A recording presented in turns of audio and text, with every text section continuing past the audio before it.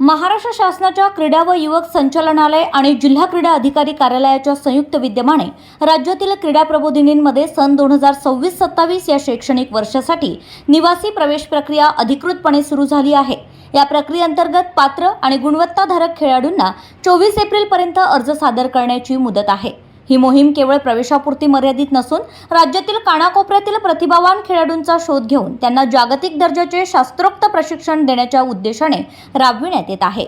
शिवछत्रपती क्रीडापीठाच्या मार्गदर्शनाखाली पुणे, नाशिक, कोल्हापूर, छत्रपती संभाजीनगर, नागपूर, अकोला, गडचिरोली आणि ठाणेसह अमरावती अशा 9 महत्त्वाच्या केंद्रांवर या प्रबोधिनी कार्यरत आहेत। निवड झालेल्या खेळाडूंना शासनातर्फे निवास, सकस भोजन, दर्जेदार शिक्षण आणि आधुनिक क्रीडा सुविधा विनामूल्य उपलब्ध करून दिल्या जातात। यामध्ये प्रामुख्याने archery, judo, handball, athletics, boxing, badminton, shooting, कुस्ती, hockey, table tennis, weightlifting, gymnastic, जलतरण, फुटबॉल, ट्रायथलॉन, सायकलिंग अशा 16 क्रीडा प्रकारांचा समावेश असून प्रशिक्षकांकडून सराव करून घेतला जाणार आहे।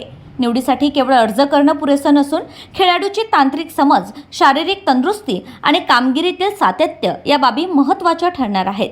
खेळाडूंनी या संधींचा लाभ घ्यावा असे आवाहन जिल्हा क्रीडा अधिकारी यांनी केलंय। प्रवेशाची ही प्रक्रिया 2 टप्प्यात पार पडणार आहे। ज्या खेळाडूंनी राज्यपदक प्राप्त केला आहे किंवा राष्ट्रीय स्पर्धेत सहभाग नोंदवलाय त्यांना थेट निवडीची संधी उपलब्ध असेल।